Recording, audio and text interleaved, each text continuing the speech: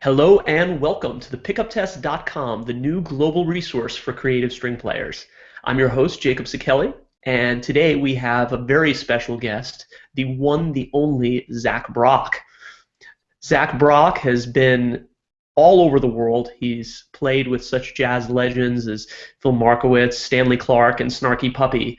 But on a personal note, he's one of my all-time favorite violinists and really one of the true artists that's pushing the possibilities of creative string playing forward. So it's a tremendous honor for me to welcome Zach Brock. Hey, Zach. Hey Jacob, how's it going? It's going well, man. How are you doing? I'm good. Thank you for that very, very kind introduction. Well, thanks for being here, man. The pleasure is all ours.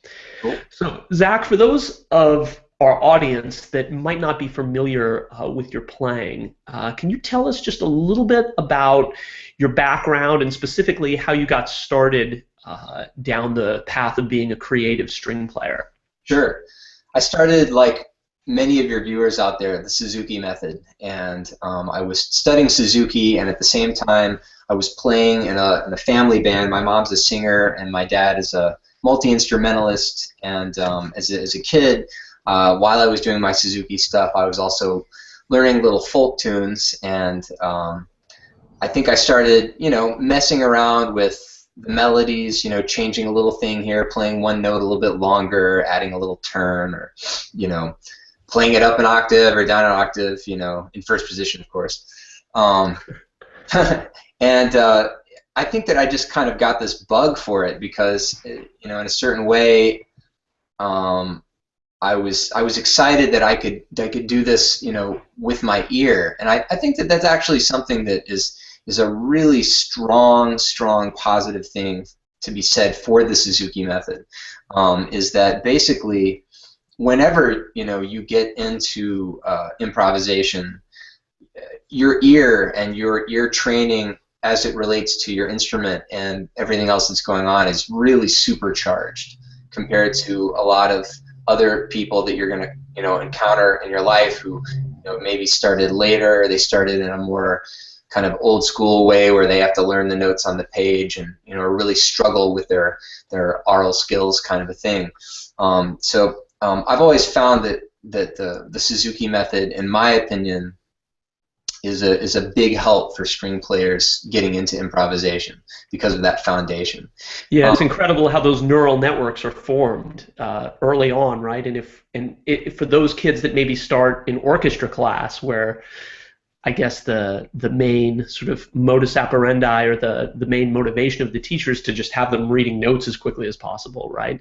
It's almost like they're taught to suppress in certain ways their musical instincts, and what they're hearing, or at the very least, those things are sort of way out of balance, right? Yeah, I think so. Yeah, so I mean that's how I got into it, just messing around with little melodies, and I played some stuff I think that had some kind of blues scale stuff, and I really got into that.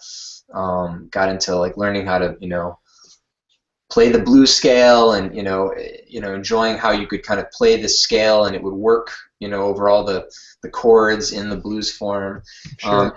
It wasn't until I was probably in junior high or something like that that I actually took enough of an interest to maybe start learning some old jazz tunes. And all along the way, I think just a huge, I mean, I was not doing this in a real focused way, and I think that a lot of it had to do with the support and the encouragement that I got from older musicians around me. So a lot of it, and not just my parents, but especially the older musicians in the community that would have jam sessions or whatever, and would welcome me with open arms and allow me to come in and make mistakes and not feel humiliated, Right. and give me words of encouragement. I think that was also something that was like a big help for me. Yeah, starting out in improvising. Yeah, coming from a community of music, right? Like a culture of music making, just like they had in, Vienna in the 19th century with classical music, right? People would just hang out and make music together. So important just to be surrounded with, that language, but also that environment, right? Absolutely. I mean, Yeah, music is a really sort of a social construct. I mean, I'm sure somebody could argue with me. I mean, the certain points of that, but I mean, basically the whole point of music, besides the stuff that we take away and work on in arcades on our own thing, it's all right. ultimately to bring back this kind of abstract construction, lay it on other people, and be like, hey, what do you think? So Absolutely. people, you gotta have people. Yeah, absolutely. So, tell us about some of your earliest musical influences. Some of my earliest musical influences, just period, obviously were my parents and the adults that I grew up around. I also grew up, like singing in choirs and stuff like that. So it was a large peer group, besides my violin class of like a whole bunch of, violin players my age and older than me that I could look up to, and younger than me that I could, be the show off to. There's, the choir thing. I think that is a real big help. Um, as far as like then, as I started to get more advanced and getting into role models, I mean, I'm of the generation, it's totally like Itzhak Perlman and Pinchas Zuckerman all the way. Right. Right. That was my generation. So like all of my recordings, I've got Perlman playing all of that stuff. And Isaac Stern, of course, also really big. Early influences. Then in terms of like when I started to get into improvisation, I think the first violin player that I got really into, which many people get into jazz this way, is through Stefan Grappelli, who I always say is the perfect gateway drug for a kid that's grown up studying, more or less Western classical music and building that aesthetic into their playing. Yeah. Because Grappelli is, playing like mostly, swing music and American standards, if you're listening to like that era and not just the jazz manouche stuff. It was all blended together anyway. But the concept of the sound is really, I think, a lot closer to what you would hear in like European classical music, playing chamber music. So I got into Stuff Smith. I mean, much later. You know what I mean? Like Grappelli, I could hear him and I could hear, oh, this is a great violin player, and oh, plays perfectly in tune and great vibrato, but all this other cool stuff, and like that's what I want to do. And I heard Stuff Smith, who, in my estimation, is like really like the kind of like the real genius. Like he was really at the vanguard. He was coming from a completely unique place, right? He really developed this language on the instrument, almost, yeah, as you said, almost completely from nothing. It's just amazing. Yeah.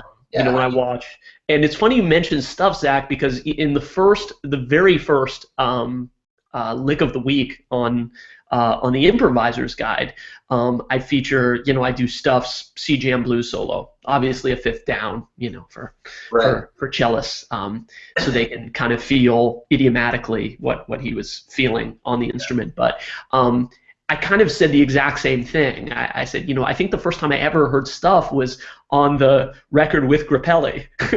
It just seems like Grappelli is so much more the violinist, or it seemed to me at that time, right? And I basically said the same thing. It took me years to really, because at first I think I was looking for, a concept of sound that was based off of, the classical musicians that I grew up listening to, which Stefan fit into much more. But also I think I was listening more for flashiness and complexity harmonically. Yeah. When I first got into jazz, it's like, I think we probably all want to be, as hip as we can possibly be every second.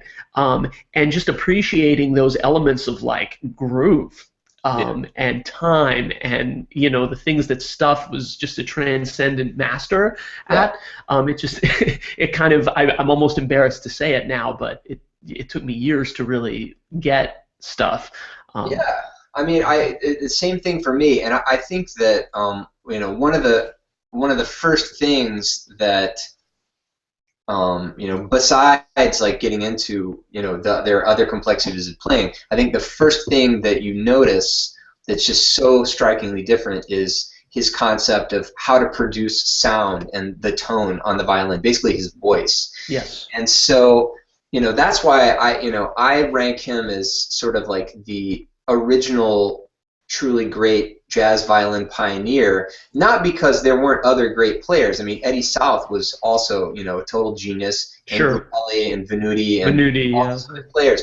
But their concept of sound was coming from, even Ray Nance. Like when Ray Nance played the violin, I mean, his concept of sound is coming more from a European conservatory classical sound, and Stuff Smith just went straight for this other thing, Yep, blew that out of the water. Yeah, like I'm going to intone in a different way. Yes. And about those violin summits, that that was the first that I ever heard Stuff Smith also. And I just have to say, I got to put it out there, that I think that it's sad that, I mean, now it's not the case. Like if you just put Stuff Smith in iTunes, you might get to hear his great recordings because they're there. Yeah.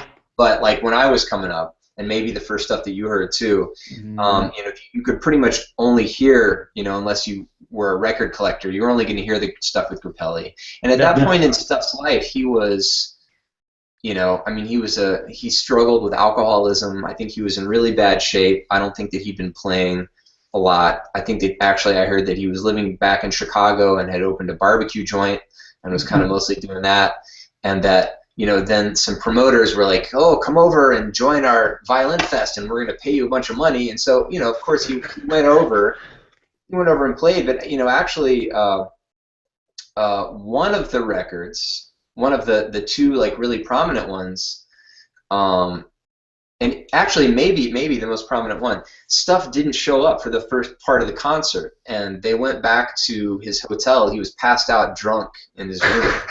I did not know that. Yeah, and they got him out of the room and brought him and stuck him up on stage, and they're making a record.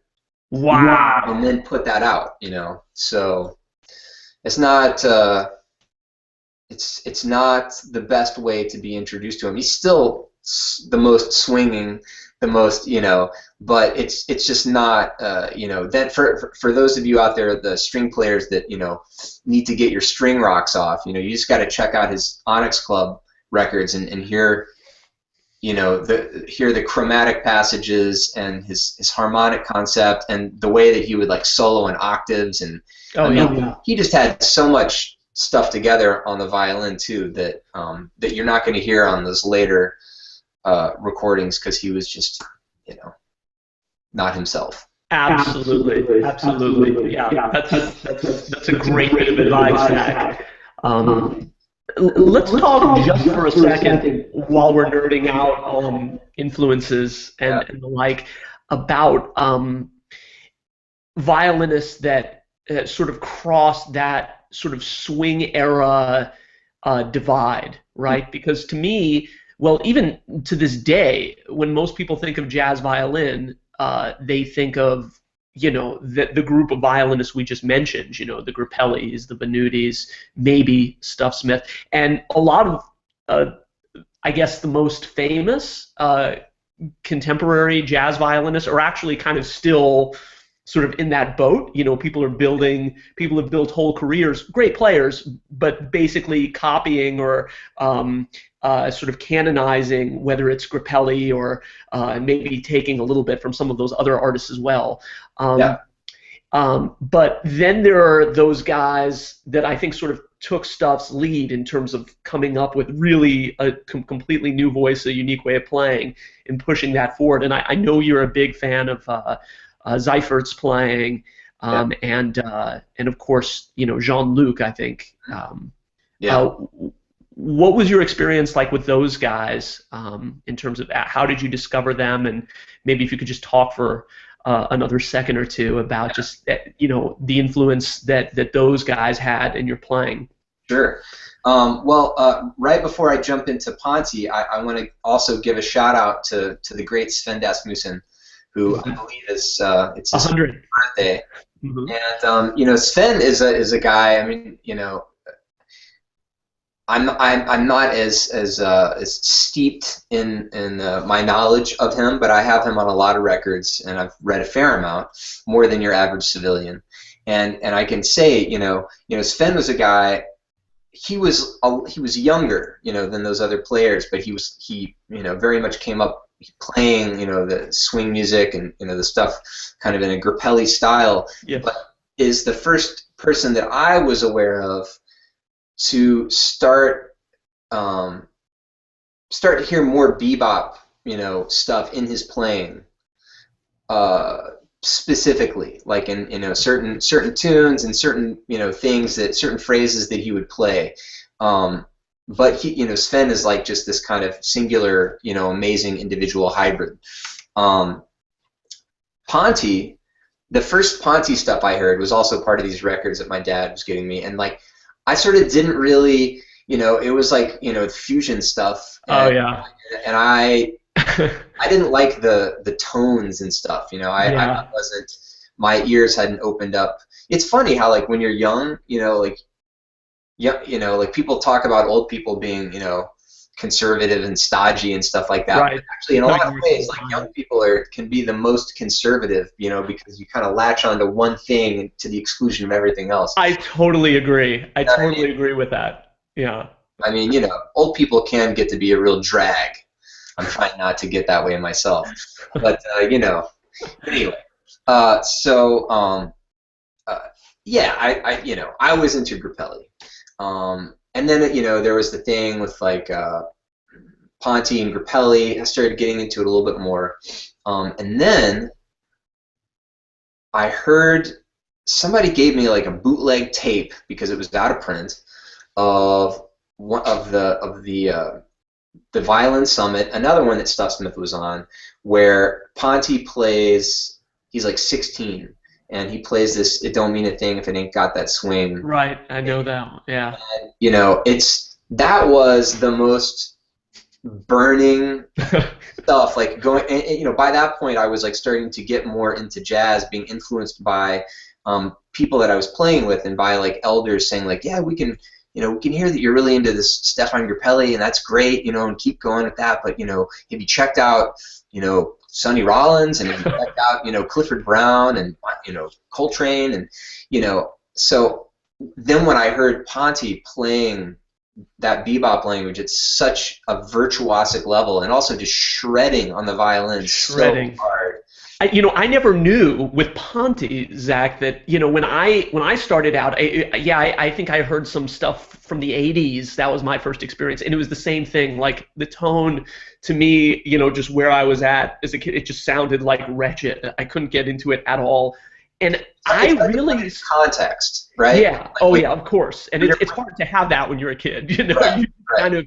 It's exactly what you're saying, being closed-minded. And I literally went years and years of my life, like, till my, 20s, without realizing that any string player had really been able to, like, successfully approach, like, that kind of, like, hip, post-bop kind of language. And then I heard, like, Sunday Walk, right? Yeah. Which I think Ponte's like 18 or 19 or whatever. And, like, I thought, like, I was one of the first ones trying to do that, in my ignorance. I had, like, no idea, right, that this cat, and all of a sudden, like, that was the Ponte for me that just, I mean, man, it was over, right? That's really funny that you say that, because it's that exact same record and that exact solo that had the same effect on me. I mean, I thought that I was going to be like the first person to do this thing. You know what I mean? Yes, I know. I actually know exactly what you mean. I was also like really into skateboarding, and I was still doing my classical thing, and like playing rock guitar, and I was just like, whatever, man, because like I'm the only bebop violin player that's ever lived. And then I mean, it's just funny how that was the world, pre-internet. You could really kind of get into this thing. I don't know. Blissful ignorance. But you definitely pay amazing tribute to it on your record. So when I heard that solo, I just got to say that was one of my first experiences of everything that I thought that I knew just crumbling down. Mm-hmm. and it hurts. You know, it's very painful and shocking, and then you know either you quit or you get more pumped up, and I got more pumped up. Right. And I had the same experience years later, hearing Zbigniew Seifert and hearing the record Passion for the first time, because I felt like I had at least kind of gotten my compass back together, and I still consider myself very much to be like a Ponti disciple, in so many ways. I mean, he's just such a leading light, continues to be, of the violin and of jazz violin, period. Yeah. And also Seifert, on this record, it was just another one of those things where, I heard it, and just everything was different after that. And, for those of you out there that transcribe and stuff like that, I'm sure that you've had the experience of, if you're transcribing a cellist, you're transcribing a violinist, those transcriptions tend to go a lot faster, because it's almost like the sentences, you can complete the sentences for them, kind of, like, or after a while you start to be able to do that, and you start to be able to really just feel the approach. And of course, you've probably all had the experience also of, like, when you try to transcribe your first Coltrane solo, or Joe Henderson solo, and it's just like, this, like, I don't understand, like, why this next note, and then you try to play it, and you're like, right, all the voices become obvious. Yeah, when you yeah. understand the instrument, Yeah, right. When I was a kid, when I first starting playing through the Omnibook, I was like, Jesus, Charlie Parker's amazing. All this A flat and E flat, like, how does he shred in these keys? It's like, why is he all, it's so amazing. And, then I realized that he was playing in, the equivalent of C major all the time, which, obviously doesn't impede or, cast his genius in any kind of light, but it's still, just understanding the instrument. And it's interesting, we actually had to talk about this when you were here for the festival, Zach, but just the idea of the utility of transcribing great string players, which, when I started, and I think you said the same, I kind of poo-pooed that, in favor of, oh no, but, Sonny Rollins and Coltrane and Joe Henderson, those are the real jazz artists, right?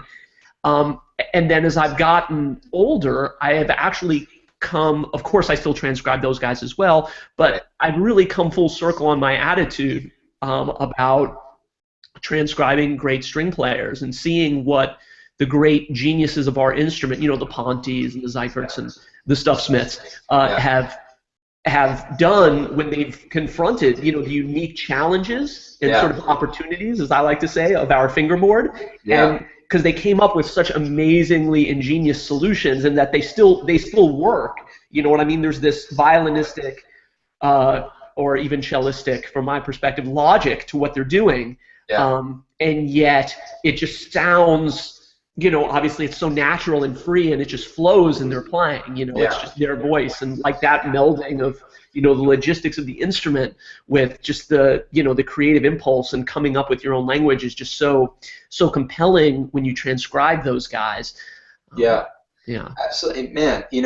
I sort of, after my shock of the, actually, maybe when I heard Sunday Walk, I was already kind of going through this thing where I basically stopped listening to violin. I was like, I'm only going to transcribe, horn players and this and that. I was very, like, absolute about it.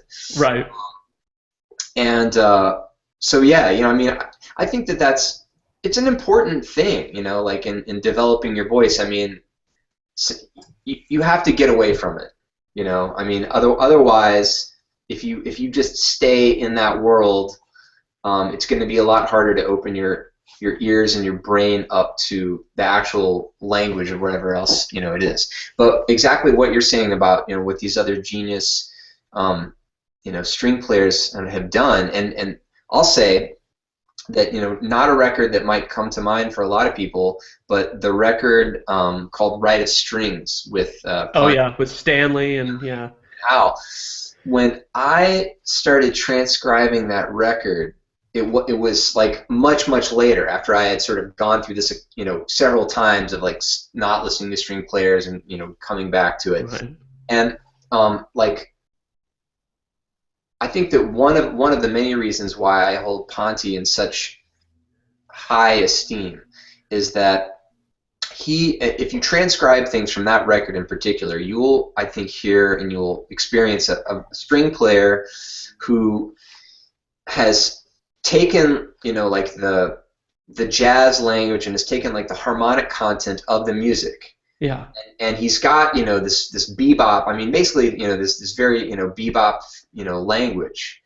And what he's done is, instead of, and this is a crucial point for me, at least, was that early on when I was going through the rejecting string players thing, I was like, if I just play this exact saxophone lick, and it always feels like crap, but like if I just play it enough times, like eventually that's just going to be the way that I play, and it's just going to, and the round peg in the square hole. The round peg in the square hole until it just fits. And so the next sort of level lesson that I got from Ponty on that record was, take the things that you're learning from the other instruments or from the language, and then use your knowledge of the instrument to adapt it in the most efficient way without sacrificing the content. So it doesn't mean that all of a sudden all your stuff has to become like really unhip.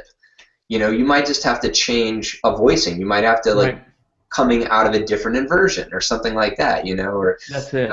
And so then the way, I mean, for me, like almost every solo on that record is like a perfect solo, and it really, or I mean, it's at least in a violinistic sense. I mean, that's a subjective comment to make, but from a playing perspective, especially in like a single line and arpeggio, thing, the level of refinement that I think that Ponty achieves on that, like in harmonies and like with all this stuff, is pretty staggering. And that was like a real ass kicker of a lesson. And and then the Seifert thing, we'll just never know, right? Because he died so young. But when I transcribe Seifert, I never get the bowing right, or I never guess the next note, even as many things as I've transcribed and as much as I've listened. It's like he did play the violin, I think, in a different way, and heard stuff in a different way, and yeah, he's a genius. Sure. Yeah. What a thing to celebrate. Yeah. But obviously, for those of you that don't know Zach's playing, he has really great recordings of Sunday Walk and Man of the Light from the Magic Number record, and Turbulent Plover, which my latest comedy Facebook video is based off of. So for those of you that want to tune into Facebook, I think it's My Wife is Coming In, and I'm playing a transcription of you playing Turbulent Plover, and I get to the very end, and I'm like, up over my bridge, and I'm like, sweat's pouring down my face, and I look like a total idiot, and Diana's like, hey, Jacob, that sounds good. Why don't you play something people want to hear? Like, do you need Adele or anything? And then she slams the door. She took it on her cell phone. It's classic. I've got like at least 50 hits on it. It's just amazing. That's not funny, man. I know. I know. No, that's very funny. But yeah, dude. So I wanted to ask you and kind of take a little beeline with the conversation. Although I could have this talk all day. I wanted to talk to you a little bit about your approach to playing electric, and what that experience was like. Coming into amplified playing and sort of discovering. Yeah. You've been talking a lot about discovering your sound, and when people sort of take that step and say, I'm going to be performing with a band now, I'm going to be playing live, it's this whole other step, right, that most electric guitarists start at, right, like finding their tone and what type of amps they use and what kind of pickups they like. But for a string player, this is a much more nebulous kind of process. And I love, for those of you that haven't checked out Zach playing live on YouTube or in person, Zach has a fantastic live sound and really great approach, not just to your basic tone, but to effects. So that's a very, very general line of questioning. But if you just want to kind of take that and run with it. Oh, yeah, absolutely.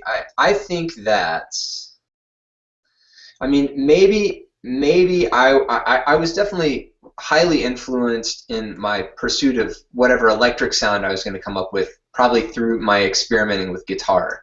So I just enjoyed that, and I enjoyed, how you could make the instrument sound so different, messing around with different things. Mm-hmm.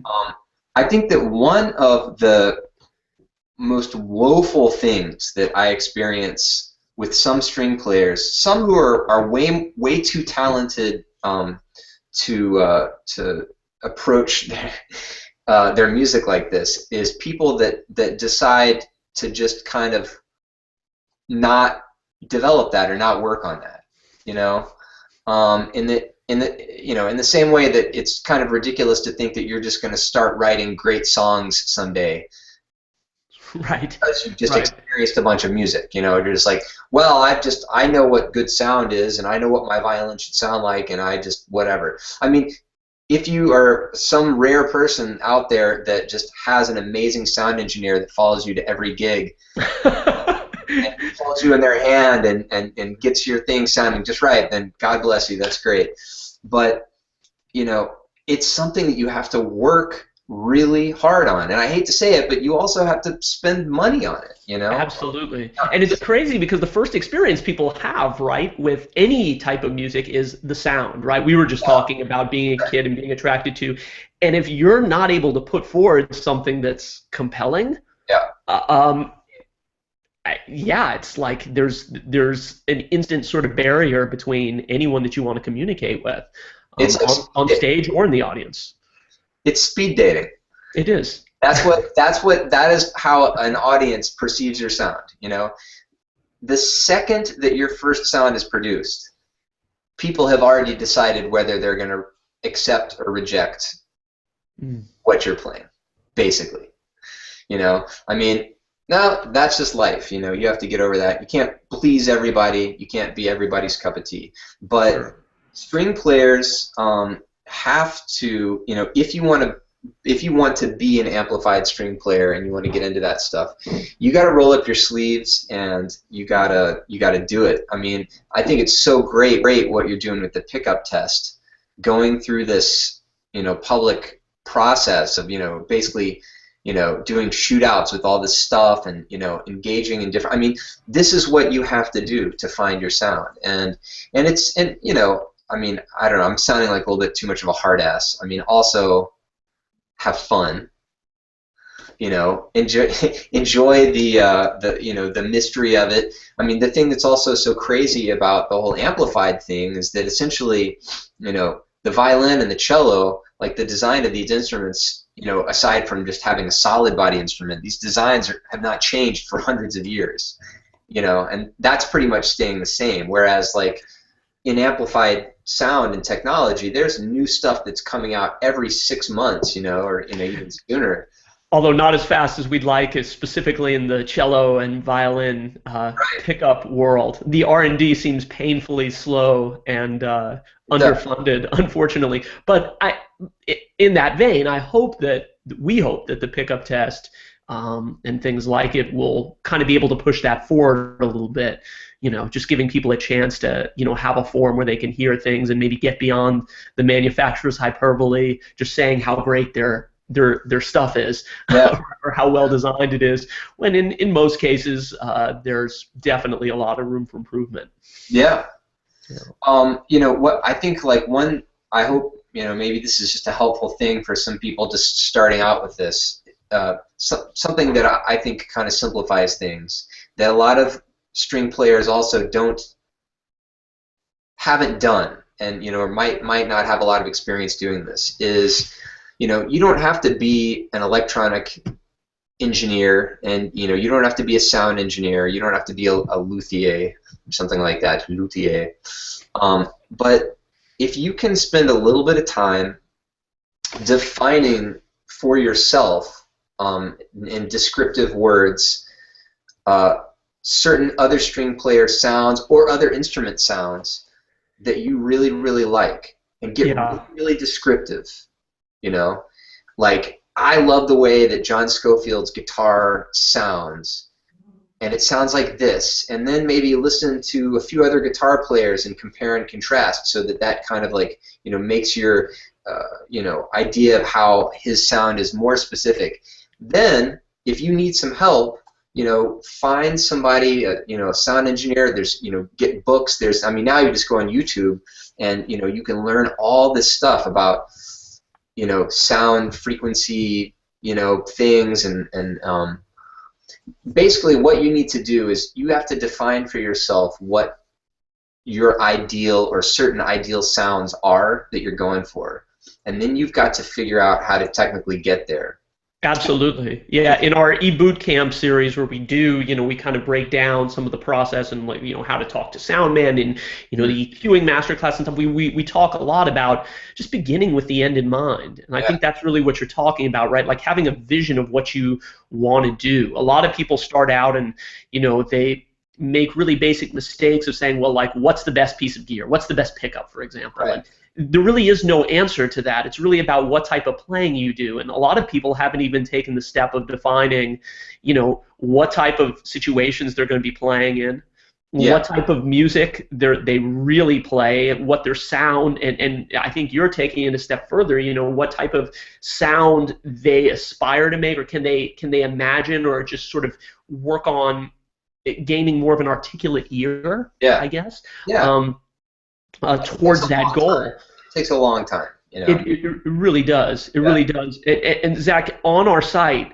we have kind of a downloadable list of what, sort of the great players in each genre, string players, from singer-songwriter to jazz to swing to whatever, use. And not to nerd out too much, but if we could just take a minute to go through some of the gear that you use right now, like what type of pickup are you using these days? Are you using an Aceto still, or?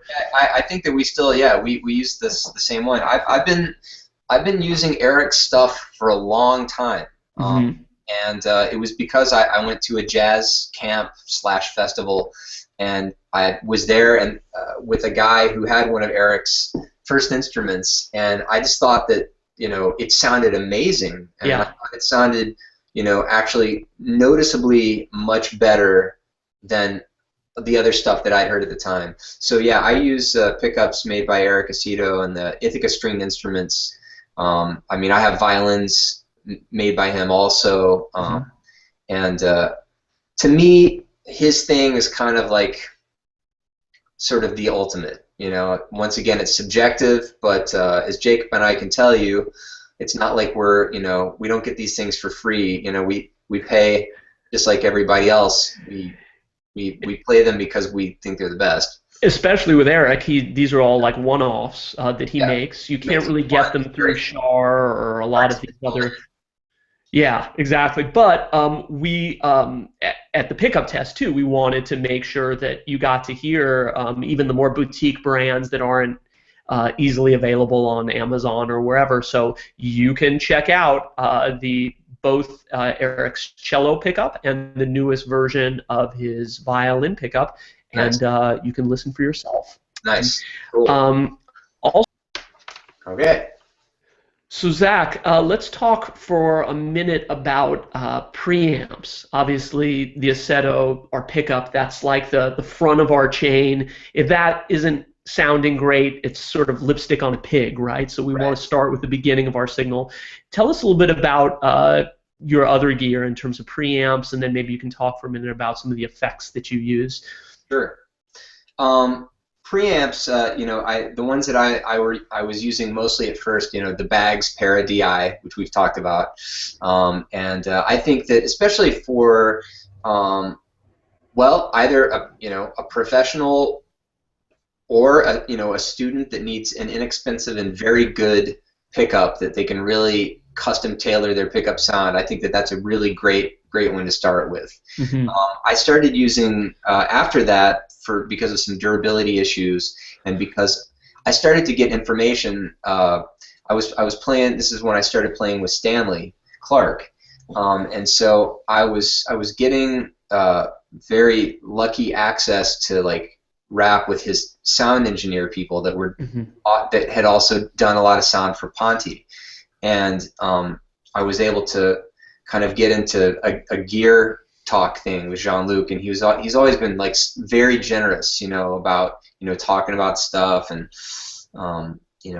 about what he's hearing and what he's wanting to get out of gear. It's been great to ask my all-time hero, in so many ways, like his thing, and I mean, hearing him live and like hearing that sound too, of just like, I mean, that's like the, to me, the sound that he gets live is like no other, and I've learned a lot trying to pursue that. So he was into the Bags Venue DI at the time, so I got a Venue DI, and sure enough, I definitely found that the signal on that, I mean, it was even more flexible. It was really sturdy. I didn't love the layout of it, and it's kind of like unnecessarily large, but it's sturdy, and definitely for me the sound was more robust. The fatter, the signal seemed to have just more juice to it, and that's a great piece of gear. I kind of feel like once you start getting into that level of these things for a pickup, not for obviously mics on acoustic stuff, but for a pickup, once you get to the Venue DI level, it starts to become less and less of a difference and more of a preference. You definitely get like a great sound out of that. Sure, each of these do very different things, right? When you get to that preamp level. If you want to, by the way, check out all of the preamps Zach is mentioning and others by Fishman, by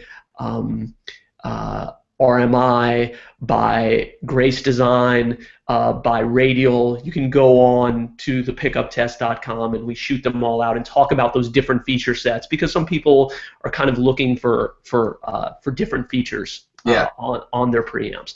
But yeah. So right now you're still using a Venue? No.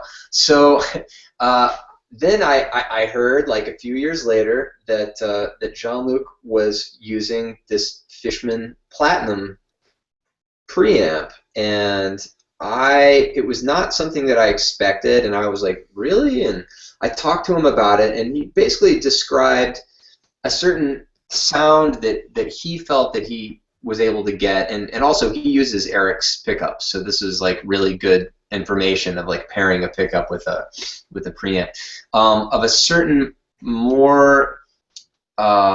He felt like he was getting more of the sound of his instrument from the Fishman than from the Bags. The Bags is really awesome sound, and they also have, I think, what a lot of people would consider like a signature sound. They do, yeah. It's good, and it's there, and it's if that's not part of what you want for your sound, then then you're gonna have to use something else. And so I was intrigued, and he was also talking about how it had like this little very subtle built-in optical compressor that you could do really interesting things with, and it's cheap. It was actually a little bit cheaper than the Venue DI. It is about $50 less. Yeah, so I picked up the one that he was using was the one with the slider. And I don't particularly like those that much. I mean, it's like, I don't know, all the knobs inside. And for those of you out there that don't know what I'm talking about, I'm basically talking about the EQ section of the preamp. It had basically like a graphic EQ, with certain things that were just set that you would just have to slide. And I preferred these other things that had at least a semi-parametric thing where you'd have like low, medium, or low, medium, high, low, mid, high, presence, treble, and the mid had a parametric thing where you can basically select the frequency that you're gonna. Sweepable mids, yeah. Exactly, sweepable mids, and all these other things, notches. So I got it, and I really dug it, and so I played that for a while, and then Fishman came out with this new version, and That's right. I got it. Like right off the bat, there were like no reviews or anything. It was about the same price. I really liked a lot of the features on it. I played it for a few months. I took it on a tour, and I was not liking the sound that I was getting out of it. And I was deciding to go back to the other one and maybe sell the new one.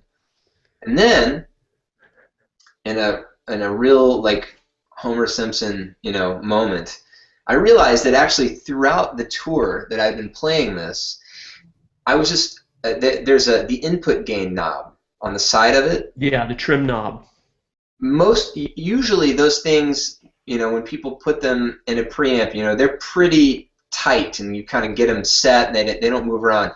I had not even noticed that as I was like putting this thing back in the box, like throughout the tour, that the gain thing, after I had painstakingly, more or less set my gain, had been going lower and lower. So my sound was like sounding worse and worse and worse because I didn't have the proper input gain.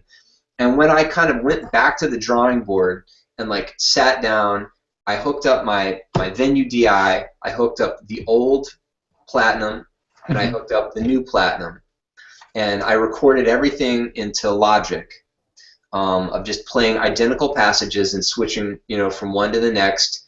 And my first goal was to try to get each one sounding as much like the other as I could. Right. And then from there, kind of making a decision about like, okay, what are the qualities? Each one of them had things that I liked, and in that shootout of those three, I ended up choosing the newest one because I did think that it actually did sound slightly more like what I was going for. But now I've got this new Grace Helix, and so I'm just messing around with that, and I'm just to the point where I have that and my Fishman Platinum on my desk, and I'm kind of like getting them into the same range. Right. I mean, that's just an incredible piece of gear, and you introduced me to it. It's built, in such a great way, and it reminds me a lot of this rack-mounted. I'm looking at it right now. You can't see it, but it's a pendulum SPS1 stereo preamp system that is really expensive, and it's in a rack. Those are legendary for guitar players. A lot of famous guitar players use those in their touring. I think Tommy Emmanuel and all these other guys, it's like their go-to secret preamp. Yeah. I mean, it's definitely ridiculously amazing, but I kind of feel like, exactly like what you talked about on the pickup test and what we talked about, the Grace Felix very well could be just a replacement for something like that, or even just a very, very high level, microphone preamp. Yeah. It's, built, at that level. Once again, like when I came out to do your workshop a couple weekends ago, or whenever that was, I'm still not totally 100% comfortable with like where I've got the Grace, and it was easier for me to throw the Fishman just in my suitcase. It's a little bit smaller. Ultimately, if all my stuff broke on me and I had to use my bag's pair of DI, or if somebody had to run to Guitar Center and grab one before the concert, I could deal with that. You can make it work. There's a great guy that I was talking to who was originally he was doing sound for Rush, but he came up with a lot of smaller bands, and he said they would always make sure that those guys would only be playing the most generic effects pedals, because they wanted them to be replaceable if something broke and they were in the middle of podunk nowhere, where there was maybe some Guitar Center 30 miles away. So it's a very, very interesting point. Yeah. And also for effects, you're using TC, right? I mean, for effects, I have a kind of a vast, I mean, Hugh Marsh has a vast collection of effects. That's the world expert, in my opinion. effects, period.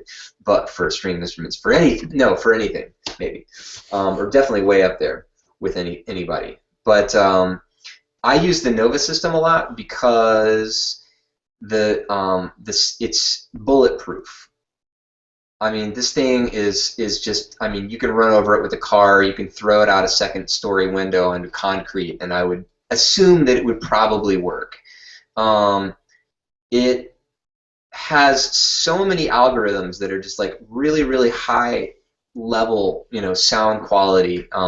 Basically, from the quality of the sound and the durability of it, I love it. It's not the newest thing out there, but I love it. I also love my old Boss ME50 or whatever it is, the blue pedal board. Right. That thing is also bulletproof. I mean, those things, man, I think that you could take a Boss ME50 and throw it in a swimming pool. You totally could. Have the swimming pool get hit by lightning.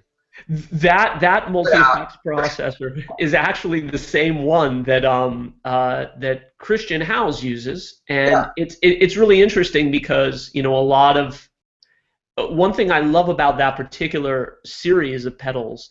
I was actually having a talk with my friend Kevin Alushila from the Pentatonics. He's a cellist and he beatboxes, and really cool guy. And he wanted to sort of get into effects, and I was kind of just sort of advising him, and we were having a hang about it.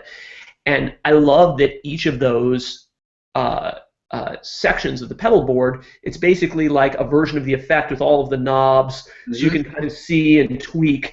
And I think there's something amazing about just laying down a loop and going through the knobs and really learning each effect from that perspective. Before you get super heavy into programming, like really playing with each effect, seeing how it does, how it interacts, how it interacts with the bow, right? I think a lot of string players don't have the patience that you were describing, going into Logic and, comparing one preamp to another.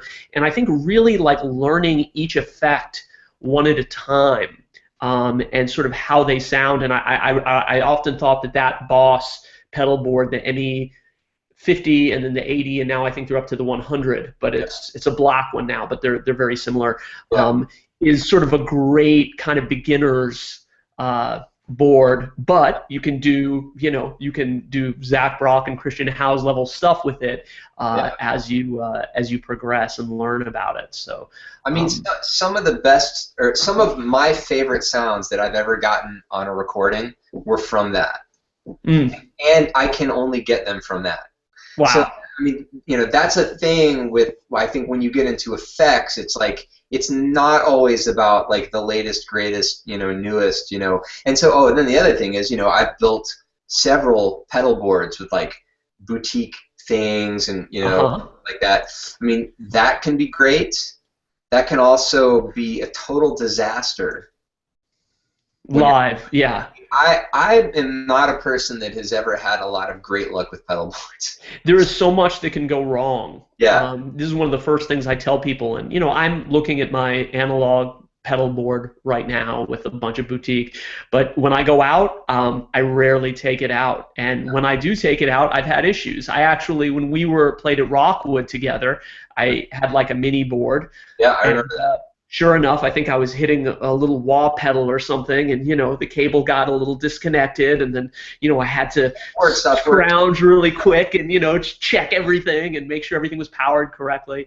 Boy, that is not an easy road to hoe. It's something you have to be completely committed to. I think people fall in love with the idea that it must sound better, because each pedal's got really cool paint job, and it's their guitarist friend told them to do that, But no, I love some of the old Boss effects. It's amazing.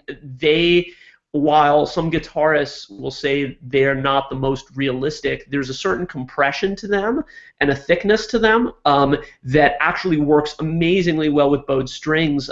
My friend Scott Frazier, who engineered a lot of the Pickup Test, who's been Kronos' sound man for the last 30 years, does all of their live sound design, pushes the buttons for them, but does... he has, I think it's the old ME20s, like the little rack-mounted units that can only do one effect at a time. and I had one of those coming up, and there are still some things I got out of that. I still tell myself I'm going to go onto eBay, spend $80, and Yeah, get one of those back because they are just amazing. yeah, Um, so yeah, there really is. You're right. It's not about marketing or flash or having the newest, greatest, biggest thing. yeah. Although I'm as attracted to that as anybody. I mean, of course, It's it's fun. It's fun to, if you have the extra, if you've got some extra bread, to do it. Like, and on that tip, what I would like to say to younger musicians that might go out and impulsively buy a pedal, or or you have something and then the next greatest thing comes out and you want to get that.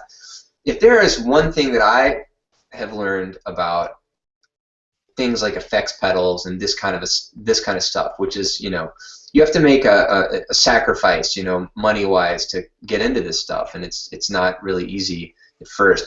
There's not a lot of refunds. But listen, don't unless you just hate it and never ever ever see yourself using it again. Don't sell gear. Don't sell your gear, man.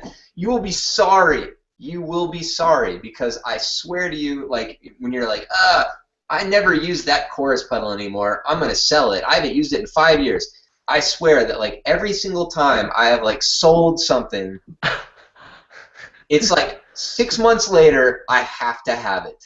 Oh my God. You know what I mean? So just, go slow, try to pick carefully, and just, think of yourself as like your own sound engineer. You build up your stuff. I mean, if you're going in that direction of like really getting into effects and things like that, you never know when you might need that weird, funky sounding, unrealistic delay pedal to get that thing and that sound that you can't get from your super clean, Oh new my gosh, whatever. Zach, that is so brilliant and so convicting of me. I definitely have sold way too much gear in my Me time, too. Me and too. I get screwed on the trade-in or whoever I'm selling it to, Yeah. uh, and then I need it. Yeah. So I holy would be cow! so embarrassed to tell you the things that I've sold that I won't. I'm not gonna. Oh my. I'm not gonna tell you. But Zach, do you have? I was going to ask before we go. I want to ask you two really quick things. The first one is outside of that, which is amazing on its own, and already sort of answers my question. Do you have any other just major pieces of advice uh, uh, for creative string players in terms of effects or finding their sound, or even just players that are on their creative journey and want to sound like you someday? Yeah.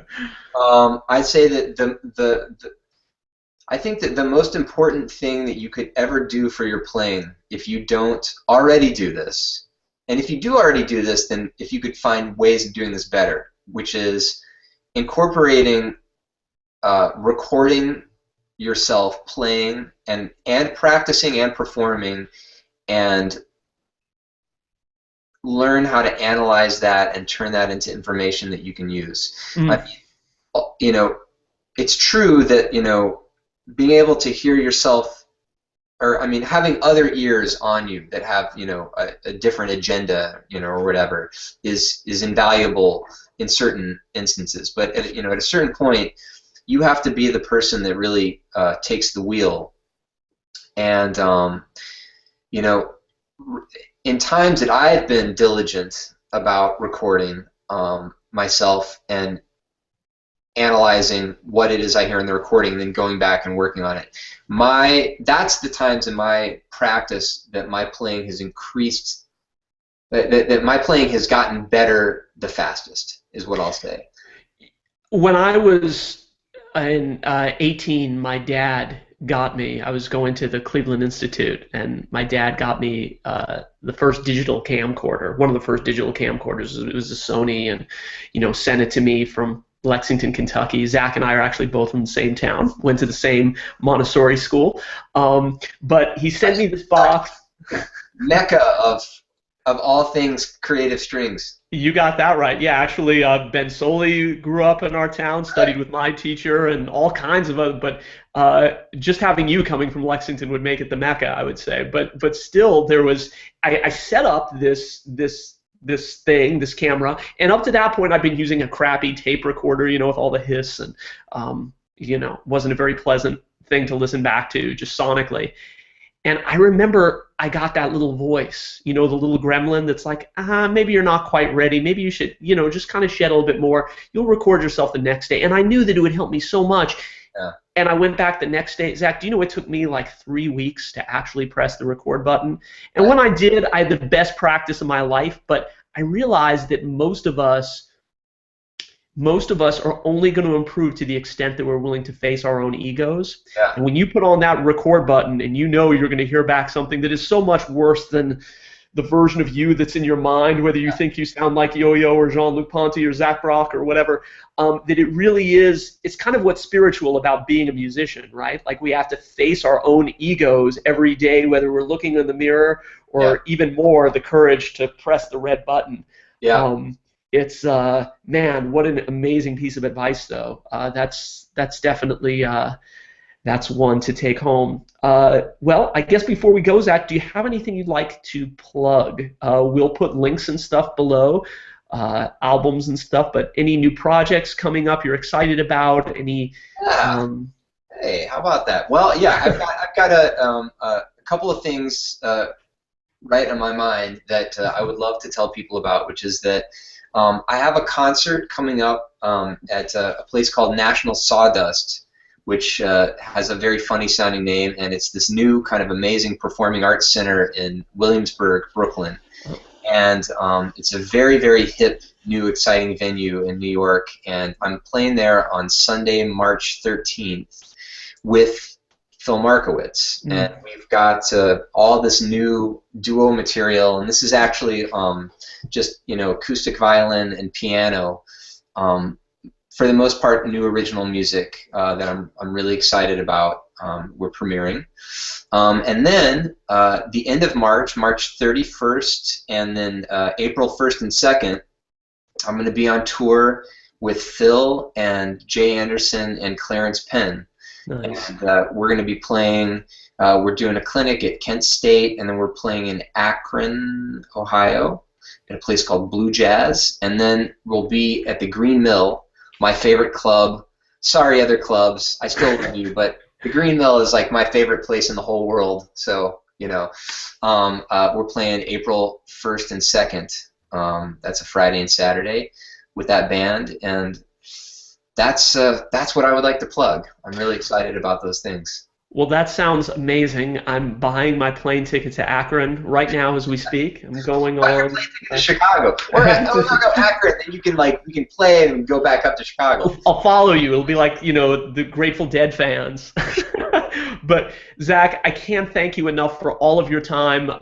This interview has been amazing. A little bit longer than our normal interviews, but I was just digging it so much, and I know that everyone listening will just be able to get a tremendous amount of all of the wonderful pearls of wisdom you've shared with us today. If you'd like to learn any more about Zach, we'll be including links beneath to his website, iTunes, etc., etc. And as always, if you'd like to check out more interviews like this or learn more about pickups, amplified gear, you can always do that by logging into the pickuptest.com. For Zach Brock, I'm Jacob Sekeli, and we'll see you next time. Bye. Thanks, Jacob. Bye. Thanks, Zach.